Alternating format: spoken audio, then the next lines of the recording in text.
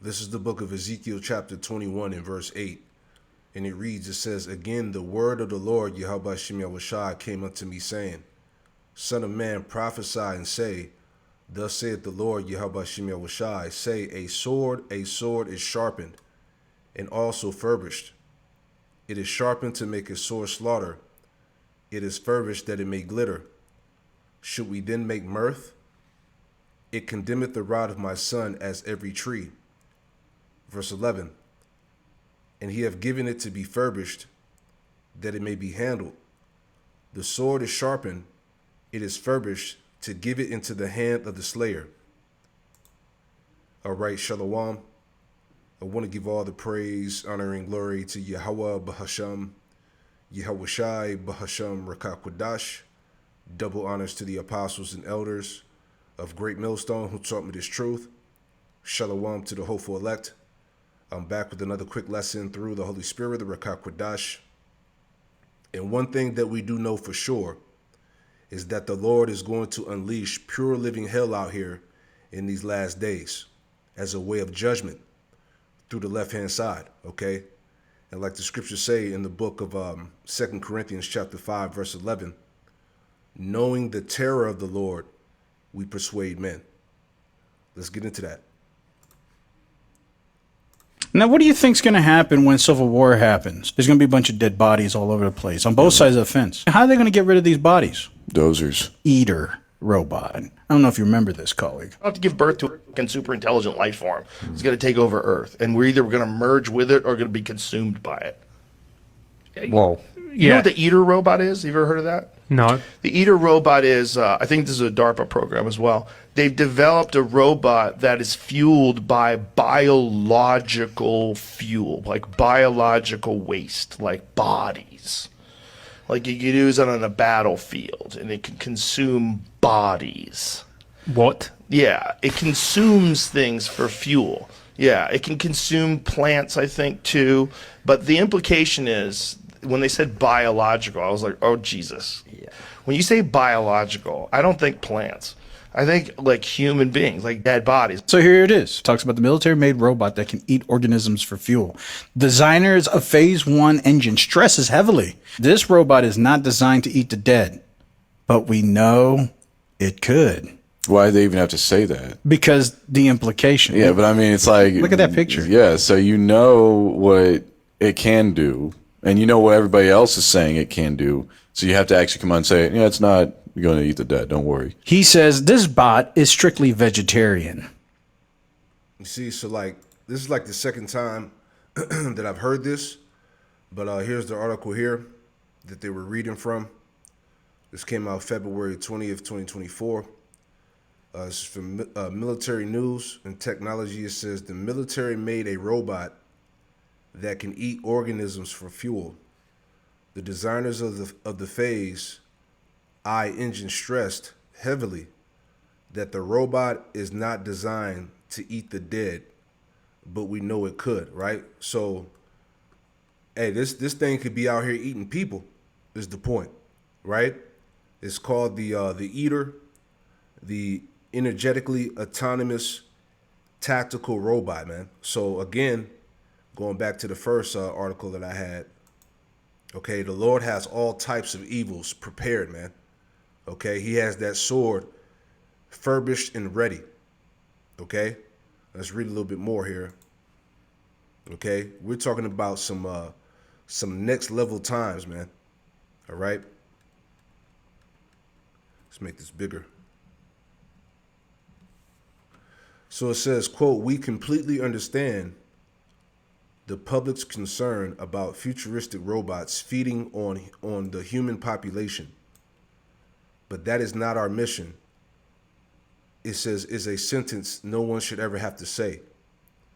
That was Harry Skoll, CEO of one of the companies making this robot, after a panic-filled scientific world started rumors of corpse-eating robots. The rest of the statement goes, quote, we are focused on demonstrating that our engines can create usable green power from plentiful renewable plant matter. The commercial applications alone for this earth-friendly energy solution are enormous. It says this robot was given the appropriate acronym EATER, Energetically Autonomous Tactical Robot. The project began in 2003 and as a DARPA funded venture between Cyclone Power Technologies and Robotic Technology Incorporated, right? So again, the left hand, all right, real quick before we read some more. All right, this is Sirach 39:28. It says, there be spirits that are created for vengeance, which in their fury lay on sore strokes. In the time of destruction, they pour out their force and appease the wrath of him that made them, right? So, hey, the Lord, is using Esau on his left-hand side with all this different types of technology, all right, which is going to be used for judgment, okay, especially on you Jakes, okay? So these different technologies, devices, all right, these are, spirits that are created for vengeance, man. All right, I did a lesson going into this topic before, dealing with these autonomous killer robots, man. Okay, and the people at the Pentagon straight up admitted, they were like, "Look, yeah, we created these robots to kill people, man." Okay, remember Esau's blessing is the sword, and he's going to use it, as we read that in Ezekiel 21. All right, that sword is furbished and being made ready.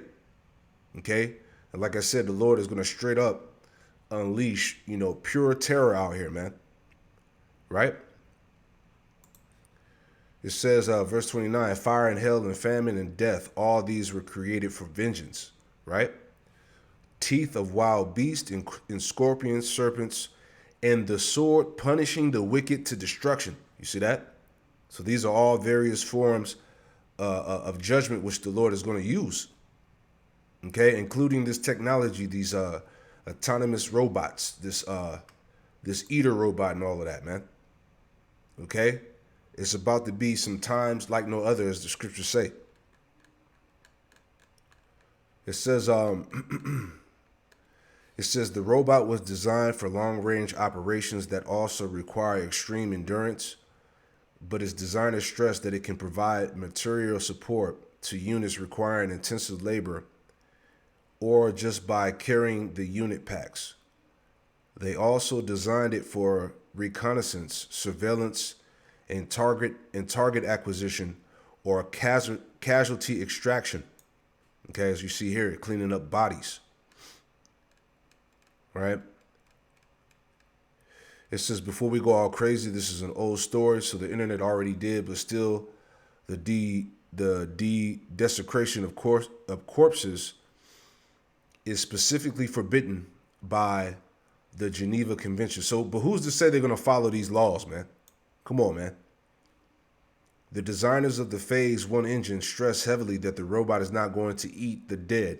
Instead, it runs on, quote, fuel no scarier than twigs, grass clippings, and wood chips, small plant-based items, right? So you can believe that if you want to, man. Okay? There's always, when you're dealing with this devil, there's always nefarious means behind everything, man. Right? It says Cyclone and RTI swear this robot is strictly a vegetarian, right? So believe that if you want to. It says, let's